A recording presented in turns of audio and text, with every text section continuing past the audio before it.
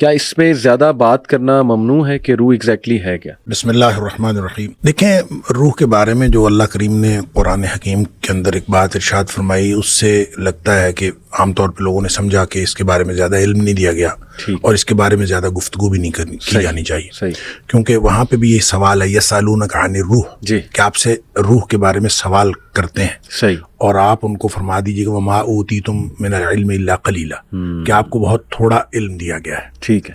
اگرچہ اس کے بارے میں شاہ ولی اللہ علیہ الرحمہ اور مختلف مفسرین کا یہ خیال ہے کہ یہ جو کہا گیا ہے قرآن میں کہ وما اوتیتم من العلم الا قلیلا، کہ تمہیں بہت تھوڑا علم دیا گیا ہے، یہ جواب دیا گیا تھا بنی اسرائیل کو کہ تمہیں علم تھوڑا دیا گیا. اچھا. یہ امت مسلمہ کے لیے یہ نہیں ہے. ٹھیک ہے. اسی وجہ سے پھر جو شاہ ولی اللہ علیہ الرحمہ ہیں، انہوں نے روح کے اوپر کافی گفتگو کی ہے، اور پھر امام غزالی نے اس کے اوپر کتاب الروح جو ہے، اور یہ مختلف ائمہ نے جس کے اوپر بات کی ہے وہ اسی بنیاد پر کی ہے کہ روح کے بارے میں ان کو تھوڑا علم دیا گیا تو ہمیں تو دیا گیا ہے. لہٰذا روح کی قسمیں کی ہیں، روح کے اندر جتنی یعنی اس کی جو مختلف حصے کیے ہیں اور ان حصوں کی مختلف خصوصیات بیان کی ہیں. اس کے اندر ملکیت ہوتی ہے، اس کے اندر بہیمیت ہوتی ہے، مختلف قسم کی چیزیں. کہنے کی بات یہ ہے کہ روح دراصل ایک ایسا آسمانی نقطہ ہے. یعنی شاہ ولی اللہ علیہ الرحمہ نے جو بات کی ہے وہ کہتے ہیں روح دو قسم کی ہوتی ہے. ایک روح جسمانی ہوتی ہے جو جسم کے اعضاء کے آپس میں ملنے کے ساتھ اس کا تعلق ہوتا ہے. ایک روحانی اور آسمانی روح ہوتی ہے. وہ جو روح نورانی ہوتی ہے، کہ نورانی نقطہ وہ آسمان سے آتا ہے اور انسان کے مرنے کے بعد وہ واپس چلا جاتا ہے. لہٰذا وہ تو روح کو دو حصوں میں تقسیم کر کے وہ تو بے فکر ہو جاتے ہیں. وہ کہتے ہیں کہ بس ایک روح آسمان سے آتی ہے، ایک روح جو ہے وہ جسم کے اندر موجود ہوتی ہے. تو روح جسمانی اور چیز ہے اور وہ اور چیز ہے. لیکن جب ہم اس کو اپنے سمجھنے کے لیے جو آپ نے کہا کہ سوالات مختلف ہوتے ہیں، اس میں روح بھی ہے، نفس کا ایک لفظ استعمال ہوتا ہے، اسی طرح ایک لفظ استعمال ہوتا ہے قلب کا، اسی طرح ایک لفظ استعمال ہوتا ہے فؤاد کا. یہ مختلف الفاظ ہیں.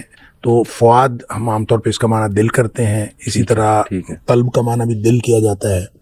اور قرآن نے، نبی پاک صلی اللہ علیہ وسلم نے قلب کو جسم کا مرکز قرار دیا ہے. سائنس اس کو مانتی نہیں ہے. سائنس کہتی ہے دماغ جو ہے وہ اس کا مرکز ہے. تو ہو سکتا ہے کہ قلب سے مراد کوئی ایسی اصطلاح ہو، کوئی آرگن اس سے مراد نہ ہو، بلکہ قلب سے مراد کوئی ایسا میکانزم ہو جو دل اور دماغ، جو دو، ایک برین اور ایک ہارٹ، یہ جو دو مختلف آرگنز ہیں، ان کا کنیکشن کے ساتھ، جو اس کنیکشن کے ساتھ ایک فینومینا انسان کے جسم کے اندر بنتا ہے، ہو سکتا ہے قلب سے مراد وہ ہو. بالکل صحیح. لہٰذا وہ مرکز ہے. اس لیے ہمیں اس کے بارے میں زیادہ پریشان نہیں ہونا چاہیے. اور ویسے بھی سائنس ابھی ترقی کر رہی ہے اور ترقی پذیر ہے. تو سائنس جب کبھی حتمی نتیجہ دے گی تو ایسا ہو نہیں سکتا کہ وہ قرآن یا نبی پاک صلی اللہ علیہ وسلم کے فرمان کے خلاف ہو.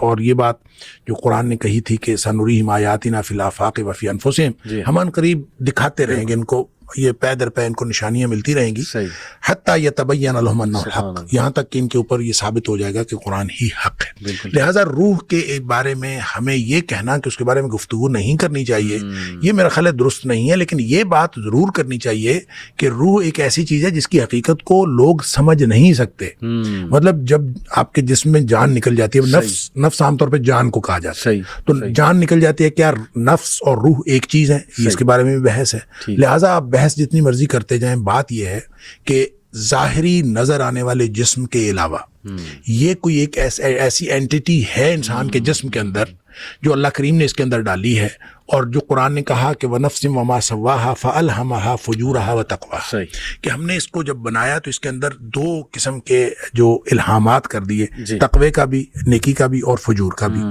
برائی کا بھی. اس کے اندر یعنی دونوں الہامات موجود ہیں. اب وہ کس میں ہیں؟ وہ روح میں ہے یا وہ نفس میں ہے؟ اگر یہ روح اور نفس دو مختلف چیزیں ہیں تو اس کا مطلب یہ ہے کہ پھر یہ روح اس کے اپنے تقاضے ہوں گے، نفس کے اپنے تقاضے ہوں گے.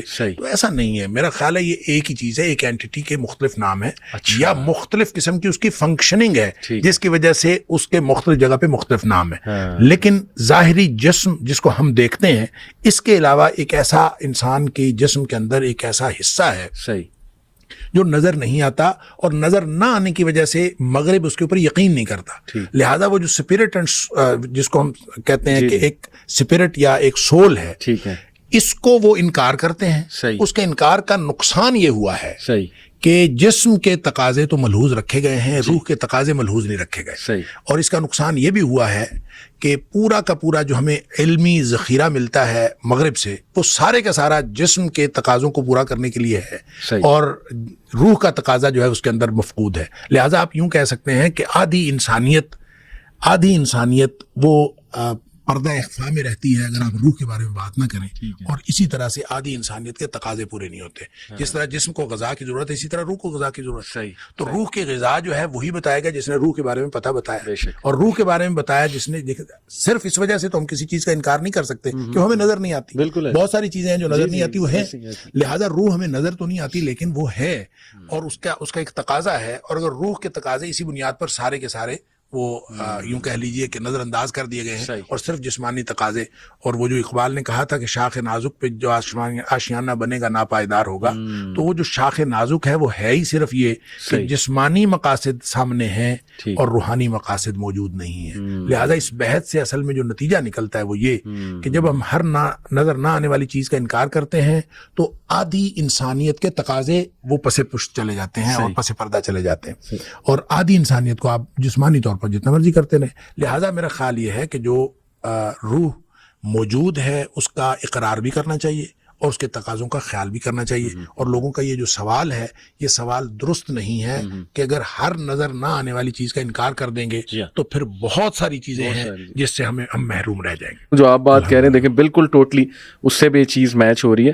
شیخ, حضرت جبرائیل کو بھی اللہ نے روح کہا ہے, تو اس کو کیسے سمجھیں گے؟ تو صرف آپ یوں کہہ لیجئے کہ جبریل علیہ السلام کا ایک نام ہے, روح الامین. اچھا, تو ان کو جب روح کہا ہے تو یہ صرف ان کا نام رکھا ہے. دیکھیں فرشتہ جو ہے وہ ویسے تو ایک نورانی مخلوق ہے, تو اگر ان کو روح کہا جائے کہ وہ اس قبیل کی چیز ہے تو بھی بات ٹھیک ہے, کوئی سی قبیل کی چیز ہے. اور لیکن اگر اس کو قرآن نے روح الامین کہا, اور جہاں بھی قرآن نے روح کا ذکر کیا اس طرح سے کہ اس کو ایک پرسنالٹی کے طور پر, تو اس سے مراد جبریل امین ہے.